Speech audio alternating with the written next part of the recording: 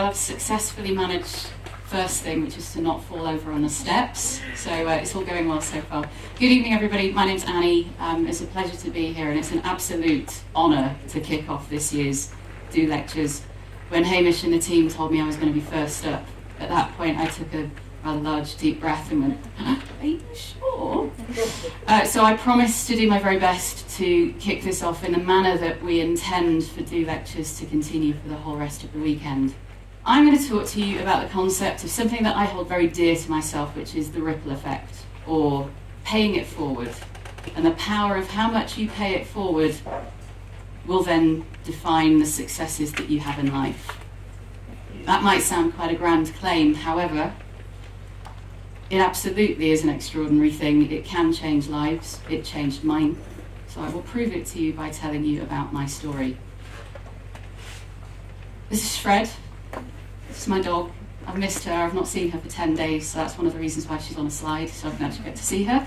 But also you'll note that she's got her head on a table. She's actually on a train on the way into London. It was one of the very last days I had in my old job before I moved over to Australia. And I thought, I'm going to take the dog in the office. Why not? So I took the dog in the office, and there's me. I get on the train. It's like 9 o'clock in the morning. I missed rush hour deliberately. And Fred puts her head on the table, and everybody that walked past, every single person that walked past stopped. They may not have said something to me, but they smiled. And they walked away with a smile on their face. And some people did stop and have a chat and pat the dog and say hi and, oh, what's your dog's name, and have a little chat. But every single person stopped and walked away with a smile on their face. And I thought, wouldn't it be great if we all treated life like we were a dog on a train? Wouldn't it be great if we could, every single situation that we went into, that we just left it slightly better than when we found it? Even if it's just a smile, or if it's something where we can help people, or if it's something where we can make a significant contribution. Paying it forward. So, now back to my story. When you think about how this concept of paying it forward, and I'm sure you've probably all seen the Hollywood film and all that kind of jazz. So this concept isn't new. It's actually quite a basic human instinct to help people. And what I've found through certainly the last 4 or 5 years of my career, is every single time when I've helped people, it's come back to me tenfold. Probably more so. So that's why I'm really, really conscious of wanting to get this across to you guys this evening.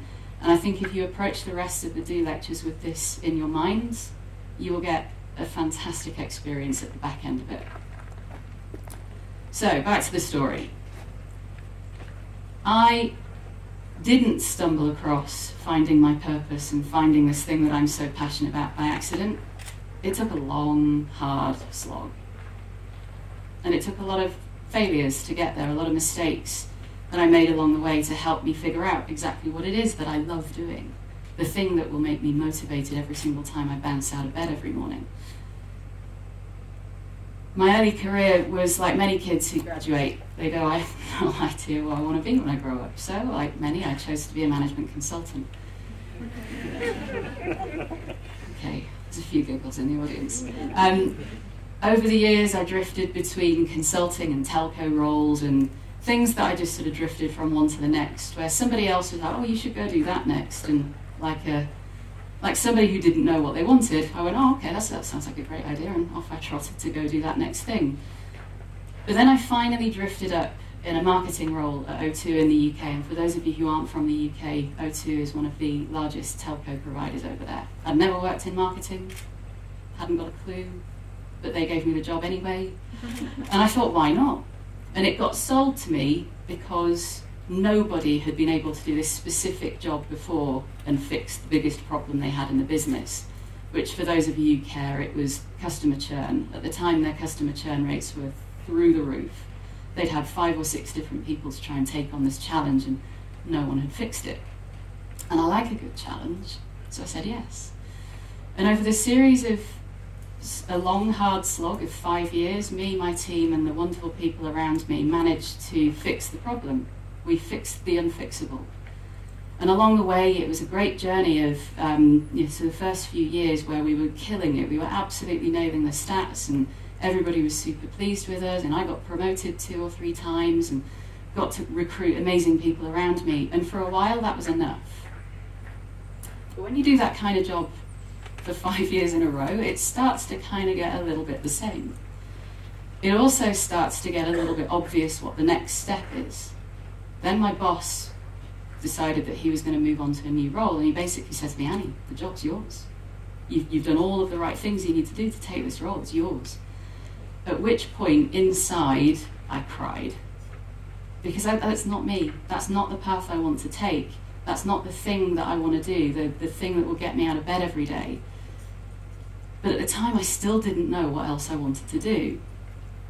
In parallel, I also then got to go on a management training course, which might sound really dull, but actually it was one of the single best ever training courses I've ever been on in my life. It's run by a company called the Oxford Leadership Academy, which, if any of you know, and I'm sure you'd back me up on saying it's one of the best training companies in the world. And it was a training course called Leading Self. Not how to be a leader at O2, or how to be a leader within your corporate, but leading self. Day 1 of this course, which is 4.5 days, Day 1 of the course was to do a very simple exercise, and one that I encourage you all to do yourselves. It's really simple. Take a blank sheet of paper. On a vertical axis, put happiness. On a horizontal axis, put age. Plot out all of the major things that have happened in your life, the things that have made you happy or sad or indifferent. Plot them all out. There will be a grouping. There will be a trend in there, and it will be quite obvious to you if you haven't figured it out already. It's probably something that is really deep-rooted to who you are and what you believe in. And for me, the thing that jumped out was not the, here are all of the commercial results I've delivered for O2, and here's all of the money that my shareholders have made. Oh no. It was all of the people that I'd helped along the way. All of my staff members who managed to develop their careers onto the next job and the one after that, and had progressed into wonderful positions. And then the other one was just each time I did something good and my mum and dad said, well done, that made me happy too. So I kind of thought, there's a thing here, guys. There's something I can do with this. I also shared it with a friend of mine who also worked in the Telefonica crew, and he looked at it and he said, now I know more about who you are and what you believe in. I have absolutely no earthly idea why you work for a corporate. At which point, I'm starting to think, I'm probably not in the right job here. Still, I didn't quite know what I was going to do next. In parallel to all of this, I decided to fill the gap with a big life challenge. So I went off and climbed Mount Kilimanjaro. It's hard. It takes a lot of effort, a lot of planning, 9 months of focus, and got to give up your personal life because every weekend you're going to hike up and down mountains like an idiot. That's me at the top of Mount Kilimanjaro. The smile that I'm wearing is probably one of more exasperation, relief, and just general tiredness, because I can tell you the 200 meters before I actually got to the top, I was crying. Because I realized the thing that had taken my emotional energy for 9 months was over. And I had to go back to the job that I didn't love anymore. It was such an emotional moment that I actually thought when I saw that sign, because you can see it from about 500 meters away, I thought when I saw the sign I would have this massive adrenaline rush, that I'd run, that I'd sprint that last 200 meters. And I didn't. I sat down for half an hour because I didn't want it to end. But it did, and I had to do something about it. And this is the moment where everything changed. I got my phone out, and I quit my job. Because guess what, there is 3G coverage at the top of my phone. Who knew? And I quit. My boss received a text, responded back fairly quickly and said, I think you might be a tiny bit emotional. Maybe you need to get back down first. But from that moment, things started to happen. I'd made a very vocal decision. I'd not just said it to myself, I'd said it to everyone around me, so I declared it to my brother and friends and everybody that was, doing the trek with me. I declared it to my bosses, I declared it to my team. I made it very clear that I was done. and I wanted to do something else next. At that point, like I say, all these opportunities came my way, and a lot of the things that you see up on the screen now cover what I do now. That moment, though, when I said no to something, that's also a ripple effect. Ripple effects don't always have to be positive, as in I'm happy, clappy, come do what you want to do with me. It can also be I'm sending the message out that this isn't for me anymore, I need something new. After I made that decision, at least 5 or 6 different people within Telefonica started to offer me different roles. They weren't right for me, but it was nice. I asked for help.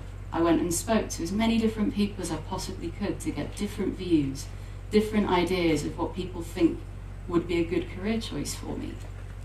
But here's the other moment. I had to decide this for myself. And I think it's something we touched on earlier. We have to be in control of our own destiny in order to make sure it's the destiny we want. So I said no to a lot of things.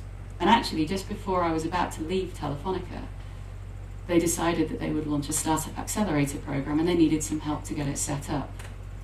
So the guy that was running it asked if I would join for the first 6 weeks. That's all it was going to be.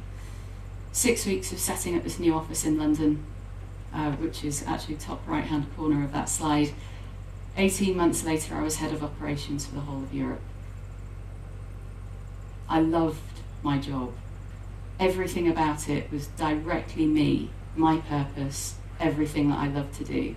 Helping people be the best they could, helping businesses thrive, giving people a chance, that first chance on the rung of the ladder to see whether or not they can build a global, extraordinary business. Whilst in that job, by the way, never thought I'd ever leave it. One of the mentors that was hugely active in the London Academy, he came up to me and said, a friend of mine's visiting from overseas. Would you mind giving him a tour? Of course not. I gave the tour. 10 minutes later I said, so who are you and what do you do?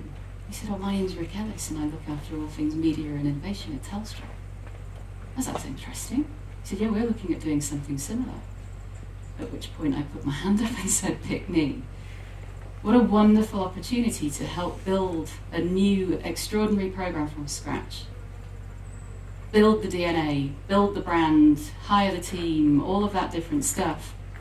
I've met extraordinary people and had the opportunity to do things that I would never do. So the thing in the middle there, the thing that says Story of a Startup, we filmed the whole of the first year of our program, and it got aired on Foxtel as a documentary in January. If you'd ever told me that that would be a possibility a year ago, I would have just laughed at you and said, well, that would be lovely, but probably wouldn't happen. But it did. Along the way, I figured out that there was a gap in education here in Australia, that children aren't being taught code, and I find that equally fascinating and also massively scary, because all of the things that I do, all of the things that we invest in through muru-D, they're all startups, they're all entrepreneurs, and we all need those skills. And if we're not teaching the next generation of children how to work with the things that they touch and feel and use every day, that's frightening. So I started a non-profit business, and I thought, well, we'll figure it out as we go. And 6 months into the program, we'd got 15 schools up and running as a trial, and we'd helped at least 100 kids to learn how to code. 9 months later, Code Club Australia got funded by the Telstra Foundation with $500,000. We have over 60 clubs nationally, and over 1,000 children are learning how to code. You can do anything if you put your mind to it. You can do anything if you ask the right people for help. What do I want you to remember from this? Okay, sometimes saying no to things is the decision that helps you move forward and sends that ripple effect for new things to come into your life. If it doesn't feel right, don't be afraid to say, I need to move on, this isn't for me anymore. To create the ripple in the first place, someone needs to throw a stone. It could be you that does it yourself, like quitting at the top of Mount Kilimanjaro. It could be you asking for help from somebody else, and I guarantee you, if you ask for the help, 99% of the time it will come.